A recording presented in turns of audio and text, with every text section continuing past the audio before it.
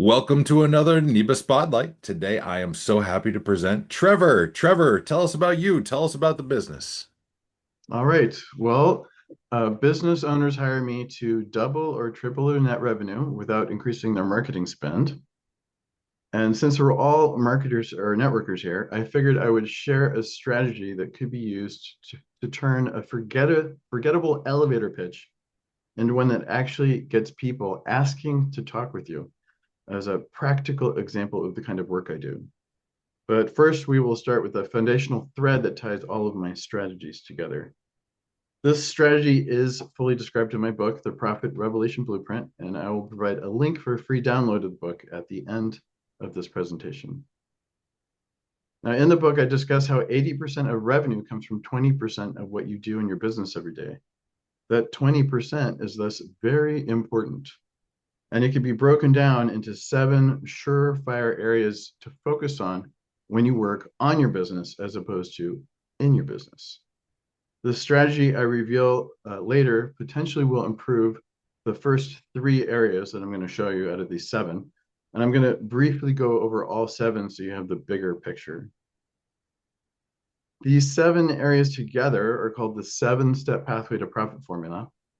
And if you have effective strategies to get more leads, improve the conversion of those leads, get higher closing rates, retain clients better, get more dollars per sale, increase the frequency of sales, and drive down costs, you could call that a predictable pathway to profit.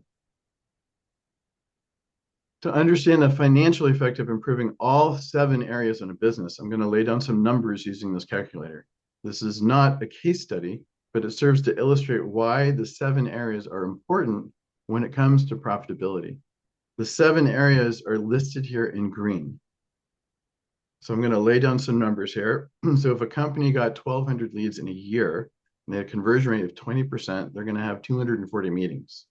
If their closing rate is 25%, they're going to get 60 clients that year. If they already had 500, well, now they got 560. If they sell on average $200 per sale and 4 times a year to each of their customers, their revenue will be 448,000. Minus fixed and variable costs, their profit is 247,560. Now, if you could get a 10% increase in all areas, it's not really just a 10% increase because each area has more to work with as you go down the line. So it's really more like a 56% increase due to the compounding effect.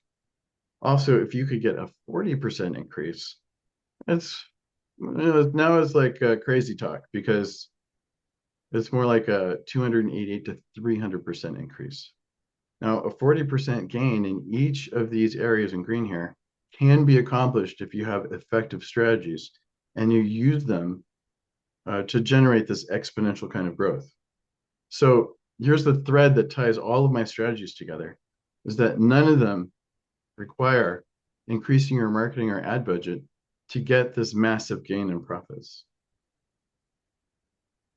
So the strategy I'm sharing today relates to marketing.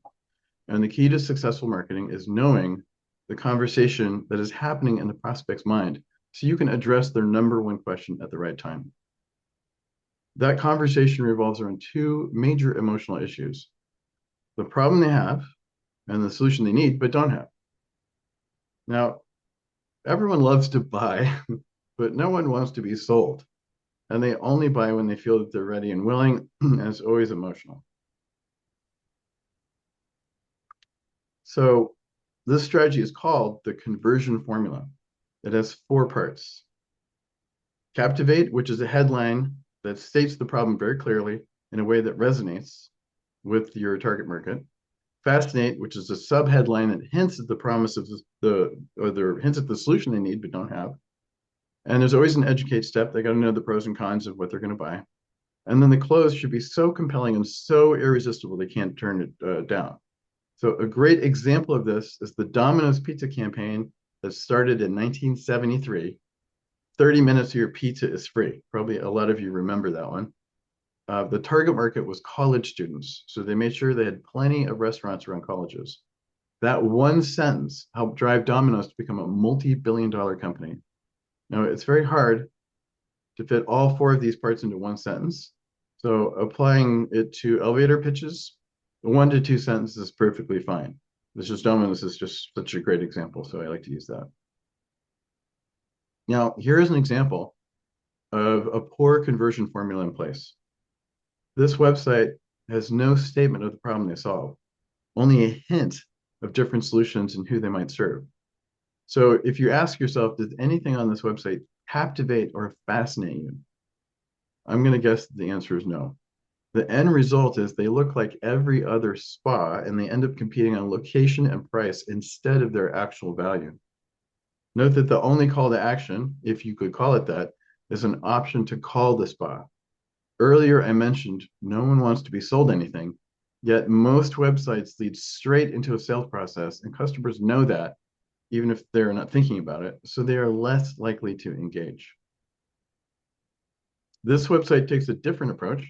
They highlight the problem that they solve, and in addition to a phone number, they provide a video as a non-sales way to educate their customer. That is preferable. The video link leads to a landing page, and this is where they have contained their conversion formula. The captivate is, are you sick and tired of the yelling, screaming, and belligerent attitude of your child? And the fascinate is here, get the secrets to complete control of your child in less than 60 seconds.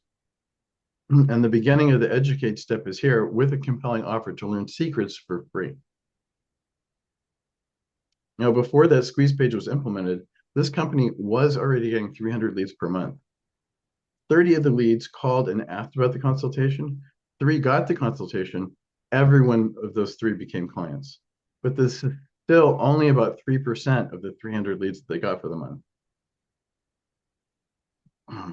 After implementing the conversion formula on their squeeze page here, the landing page, even though the marketing budget remained the same, the 30 people requesting the offer jumped to 60. So instead of 3 consultations, they were now doing 6, and all of them became patients. This effectively added about 30 grand a year to their revenue, but all they paid for was the squeeze page. So if you have an effective conversion formula, it can be used to reduce how many times you have to contact a prospect to make a sale. So would you prefer to make the sale between 20 and 100 plus direct points of contact, or only 5 to 12 direct points of contact?